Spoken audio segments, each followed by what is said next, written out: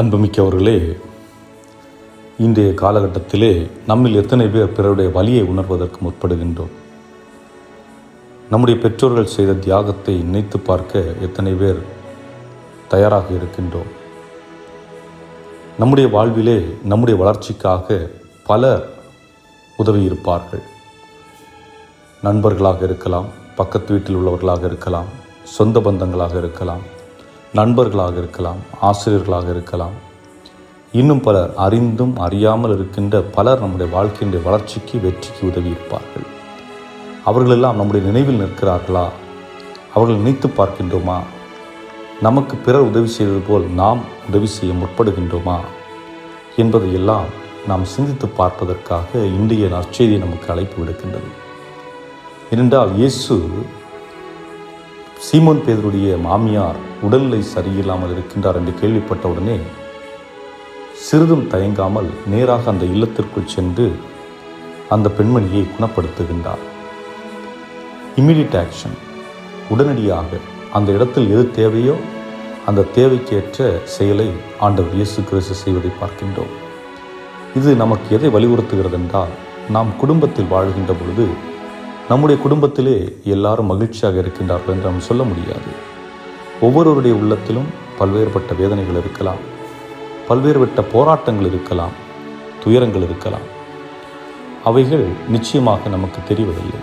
ஆனால் அவர்களுடைய வாழ்விலே அது வெளிப்படுவதை நாம் பார்க்க முடியும். அவர்கள் படுகின்ற துயரங்கள், துன்பங்கள் ஏதாவது ஒரு ரூபத்தில் வெளிப்பட்டு கொண்டே இருக்கும். அவர்களுடைய செயல்களின் வாயிலாக, அவருடைய பேச்சின் வாயிலாக, அவருடைய பார்வையின் வாயிலாக ஏதாவது ஒரு ரூபத்திலே அவைகள் வெளிப்பட்டு கொண்டிருக்கும். ஆக இந்த நேரத்திலே அதை நாம் உணர்ந்து கொண்டு அவர்களுக்கு உதவும் விதமாக நாம் செயல்பட வேண்டும். அது உடனிருப்பதாக இருக்கலாம், சுயமடுத்தலாக இருக்கலாம், அல்லது வழிகாட்டுதலாக இருக்கலாம், பேச்சு துணையாக இருக்கலாம், மருத்துவமனைக்கு அழைத்து செல்ல வேண்டிய ஒரு சூழலாக இருக்கலாம். ஏதாவது ஒன்று நம்முடைய குடும்பத்திலே ஒருவருக்கு தேவைப்படுகிறது என்றால் உடனடியாக செயல்படுத்த வேண்டும் என்பது இயேசு நமக்கு கொடுக்கின்ற முதல் செய்தி. இரண்டாவதாக, இயேசு சீமோன் பேதுருடைய மாமியாரை குணப்படுத்துகின்றார். குணம் பெற்ற அவர் உடனடியாக என்ன செய்கின்றார்? பணிபுரிய ஆரம்பிக்கின்றார்.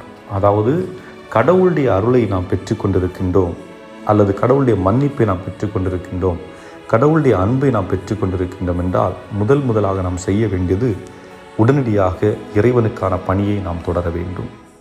அந்த இறைப்பணி என்று இன்றைய காலகட்டத்தில் நாம் எப்படி செய்யலாம் என்றால், நாம் நம்முடைய நண்பர்களிடமோ அல்லது யாரோ ஒரு நபரிடம் பேசி கொண்டிருக்கின்ற பொழுது அந்த பேச்சிலே நாம் இயேசுவை பற்றி அவ்வப்பொழுது ஒரு சில வார்த்தைகளை நாம் சொல்லிவிட்டு நாம் வரலாம்.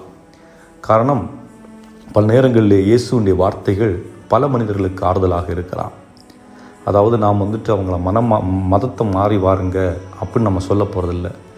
மனதில் இருக்கின்ற காயங்களை குணப்படுத்துகின்ற ஆண்டவரை அவர்களுக்கு அறிமுகப்படுத்துகின்றோம், அவ்வளவுதான்.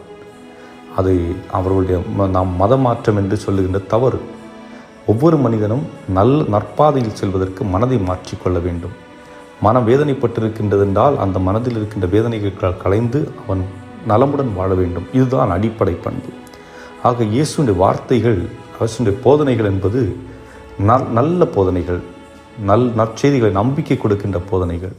ஆகவே அவற்றை நாம் சந்திக்கின்ற நபர்களிடத்திலே அவர்களுக்கு தேவைப்படும் பட்சத்தில் நாம் சொல்லுகின்ற பொழுது நாமும் அந்த பேதுருடைய மாமியாரை போன்று சிறப்பான பணியை செய்து கொண்டிருக்கின்றோம்.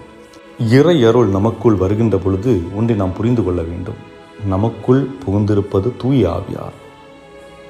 பல நேரங்களிலே நாம் ஊனியல்போடு தான் இன்று வரை வாழ்ந்து கொண்டிருக்கின்றோம். பொறாமை, போட்டி, சுயநலம் போன்ற பண்புகள் நம்மிடம் இருக்கின்ற பொழுது நாம் இன்னும் ஊனியல்போடு தான் இருக்கின்றோம். ஆனால் அதே நேரத்தில் தூய ஆவியானவரை நமக்குள் இயங்குவதற்கு அனுமதிக்க வேண்டும். ஏனென்றால் தூய ஆவியானவர் நமக்குள் இயங்குகின்றார்கள் என்றால் அங்கே நீதி, அமைதி, அன்பு, இந்த மூன்றும் தான் இருக்குமே ஒழிய வேறு ஒன்றும் இருக்காது. அடுத்ததாக இயேசு என்ன செய்கின்றார்? அங்கு வருகின்ற மக்கள் அனைவரையும் குணப்படுத்துகின்றார். ஆக யாரையும் அவர் குணப்படுத்தாமல் இல்லை. ஆக அங்கு வந்த மக்கள் பல ஊர்களில் இருந்து வந்திருப்பார்கள். நிச்சயமாக அவர்கள் யூதர்களாக மட்டும் இருந்திருக்க மாட்டார்கள். இன்னும் பல்வேறுபட்ட ஊர்களிலிருந்து மக்களை கொண்டு வந்திருப்பார்கள், நோயாளிகளை கொண்டு வந்திருப்பார்கள். இயேசு அனைவரையும் குணப்படுத்துகின்றார். ஆகவே தான் நாம் கூறுகின்றோம், இயேசு கிறிஸ்தவர்களுக்கு மட்டுமான கடவுள் இல்லை, அவர் உலக மொத்தத்திலும் வாழ்கின்ற அனைத்து மனிதர்களின் கடவுள். கடவுள் என்று சொல்லுகின்ற பொழுது வேறொன்றும் இல்லை, அனைத்து மக்களையும் அன்பு செய்யக்கூடியவர். அதை நம்ம பெரிதுபடுத்த வேண்டாம். இயேசு உலகில் படைக்கப்பட்ட அனைத்து மக்களையும் அன்பு செய்து நேசிக்கக்கூடிய கடவுள். ஆகவே அவர் அனைவரையும் குணப்படுத்துகின்றார். எந்த பாகுபாடும் இல்லை. உயர்ந்தவன் தாழ்ந்தவன் என்றோ, என் அருகில் இருக்கின்றாய் தூரத்தில் இருக்கின்றாய் என்றோ எந்த பாகுபாடும் இல்லை. அனைவரையும் நேசிக்கக்கூடியவராக இருக்கின்றார். இறுதியில் இன்னும் ஒன்று நமக்கு சொல்லிக் கொடுக்கின்றார். இயேசு அந்த பணியெல்லாம் முடித்த பின்பு எங்கே செல்கின்றார்? தனிமையாக சென்று ஜெபிக்க செல்லுகின்றார்.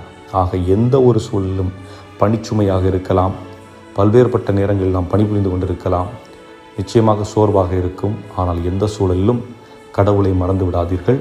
அவருக்கு நன்றி சொல்லுங்கள், அவரோடு உடனிருங்கள், அவருடைய உடனிருப்பை தேடுங்கள். அவ்வாறு இருக்கின்ற பொழுது உங்களுடைய வாழ்வு இன்னும் மகிழ்ச்சி நிறைந்ததாக, இன்னும் சந்தோஷம் நிறைந்ததாக மாறும் என்பதில் எந்த மாற்று கருத்தும் இல்லை. சிந்தித்தவர்களாக இந்த நாளில் இறைவன் அருளை தொடர்ந்து பெற்றவர்களாக வாழ்வோம். இறைவன் உங்களை நிறைவாக ஆசீர்வதிப்பாராக. ஆமென்.